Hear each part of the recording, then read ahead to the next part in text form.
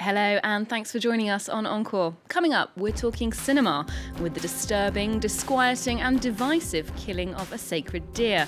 Roman Polanski returns with his version of the novel based on a true story, and Belgium drama Racer and the Jailbird tells a tale of love in the fast lane.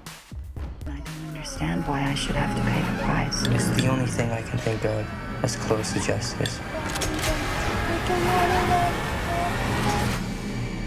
So they can put it out. Je me demande s'il n'y a pas quelqu'un qui prend possession de toi. Non, non. Elle a un remarquable don d'écoute, une attention à l'autre. Tu as peur d'écrire ce que tu dois écrire.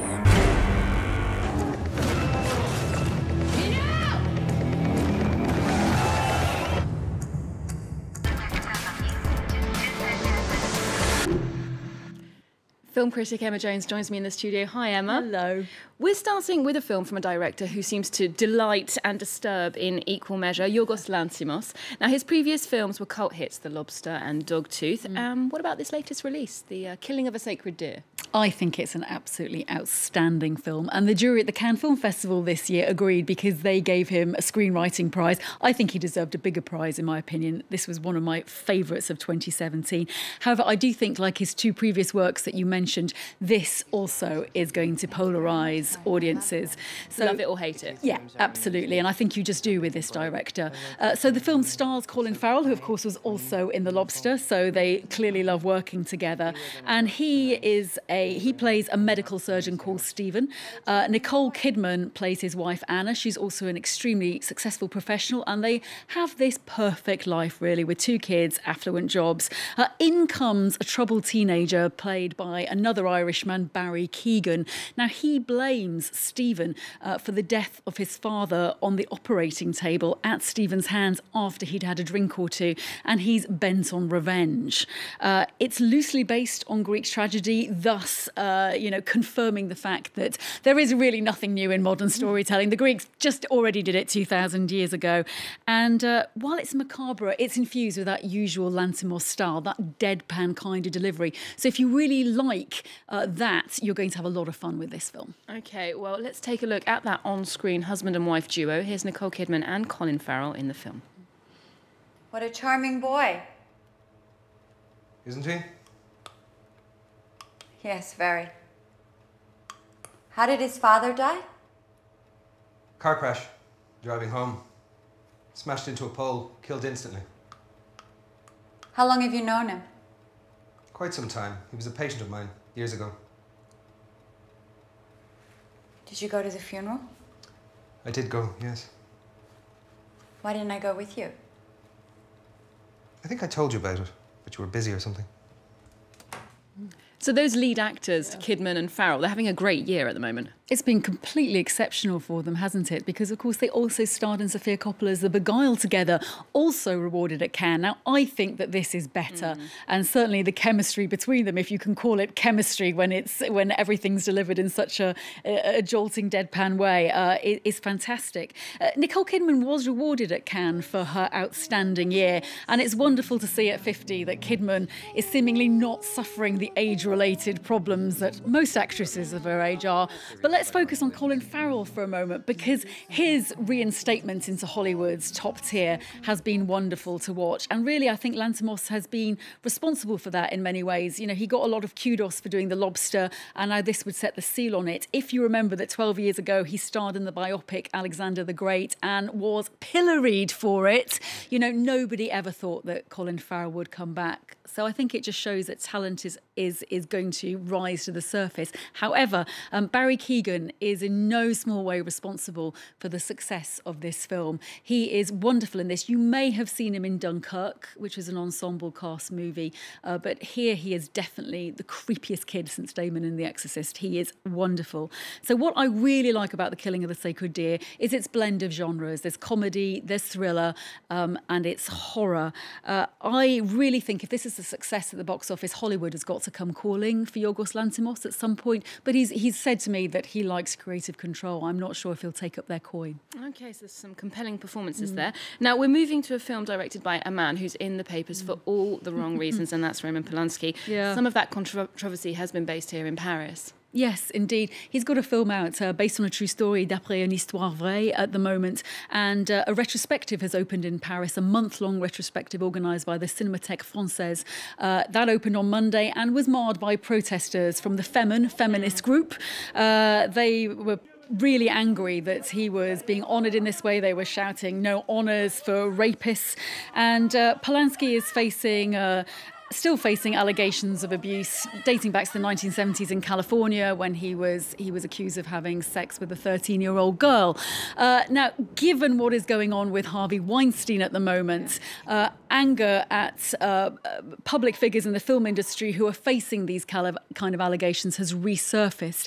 I think Polanski is probably very grateful that he completed press for this movie at Cannes, that he's done with talking, and he's probably disappointed that yet again his private life is a subject of this kind of scrutiny. Mm-hmm. Well, indeed, the film did show at Cannes, but out of competition. Mm-hmm. Is it a good film in your opinion? Oh, well, it's not Rosemary's Baby, that is for sure, although I do think that Polanski was trying to return to this surreal thriller aspect that maybe some of his earlier brilliant work does have. This is a vehicle for Polanski's wife, Emmanuelle Seigneur, and she was also in a previous film of his called Venus in Fur, which was great. It also has Eva Green in the movie, so it should be great. It's based on a best-selling novel by Delphine de Vigan, and it's about a successful writer who's suffering from writer's block, and this attractive younger female, played by Eva Green, comes into her life, and it turns into single white female for authors, really. So let's have a look at the film. C'était comment ta soirée? J'ai rencontré une fille vraiment intéressante. On a passé la soirée à parler. Le succès, les commentaires, cette lumière soudaine. J'imagine qu'il doit y avoir un risque d'effondrement. Vraiment sympa. Ça fait longtemps que t'écris plus du tout? Parfois, j'ai l'impression qu'elle te déstabilise. Elle m'aide beaucoup. Ça m'inquiète quand même. Je vais m'occuper de tout. Ça te va comme ça? Tu vas prendre ça, ça va te soulager. I think the real problem with this film is it feels hammy. There's no chemistry between the two, and even when it turns into a proper conventional thriller, you really don't feel the dangerous element at all. So definitely not Polanski's best work. Okay, more of a miss than a hit. Now, next we're looking at first-time indie feature by Léonore Serrail. The film Jeune Femme, or Montparnasse Bienvenue, like the metro station in English, won the Caméra d'Or for young filmmaking this year at Cannes. Yeah, it's a great debut, and it stars Laetitia Dosch, and you may remember her from Mon Roi and La Belle Saison, amongst others. This is very much her vehicle because she's in every frame of the film, and she stars as Paula, and she's a young-ish woman who's just broken up with her boyfriend, and she has nothing more in the world, really, than a very strange-looking cat. She has no money, no job, she's not on speaking terms with her mother, and so really this film looks at how this young woman transitions into the next phase of her life. What does she do?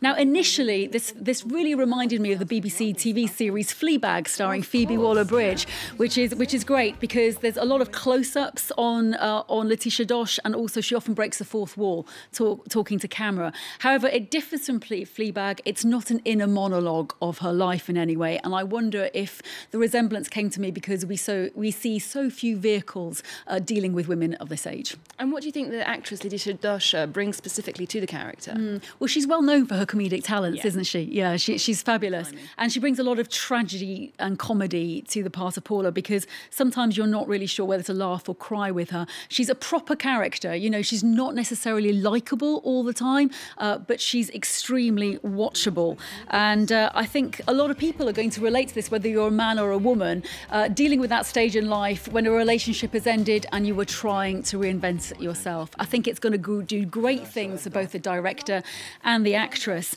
And what I love really is seeing the amount of first-time features that have been directed by French women that have done so well, like Les Divines by Huda Benyamina, also Raw, of course, by Julia Ducournau. You will probably remember that. So it would be great if these debut French directors are really supported in their future work. Well, that certainly bodes well for the future of female filmmaking. Now, our next film, Racer and the Jailbird, is directed by Michael R. Roscombe, who made Bullhead and The Drop. It stars Blue is the Warmest Colours, Adele Exarchopoulos and Matthias Schoenaerts. With this kind of team, it should be great. It should be absolutely great, shouldn't it? But unfortunately, despite the big talent, the big budget, and it's also Belgium's foreign language Oscar nomination for this year, it does fall short of the mark. Roscombe has said that he really wanted to make this incredible Romeo and Juliet style love story. Two souls who are inextricably linked.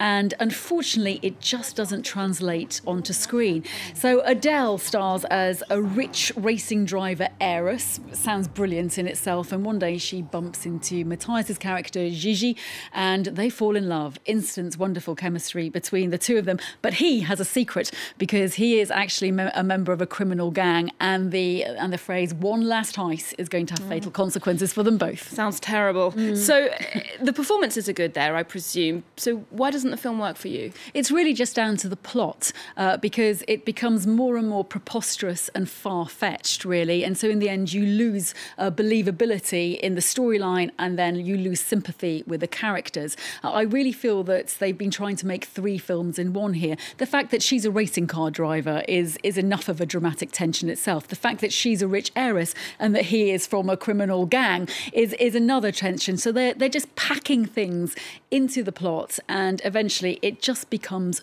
jumbled. It's such a shame because the chemistry between the two of them is absolutely wonderful and possibly worth seeing for that alone. OK, so maybe the plot is a little bit over-ambitious. Thank you so much for joining us this week, Emma, and thanks to you at home for watching. We'll leave you with a taste of that fast-paced romance, Racer and the Jailbird. Remember, you can get more arts and culture news on our website, and you can keep up with Encore on social media too. There's more news coming up on France 24 after this. 2 heures. Je t'ai laissé 2 heures tout seul et t'arrives à semer la panique. T'es en congé pénitentiaire, Gino. Là, ils vont tout nous retirer, en fait. Comment tu vas avoir une libération anticipée? Pourquoi t'es con comme ça? Pourquoi t'es con comme ça? Je sais, t'as raison, il faut qu'on se tire. Mais c'est de ta faute tout ça! Mais je sais que c'est de ma faute! Je le sais! Ouais. Mais il faut qu'on se tire tout de suite! D'accord, je connais des gens... Mais arrête! Arrête de me dire que tu connais des gens, je t'en supplie, arrête!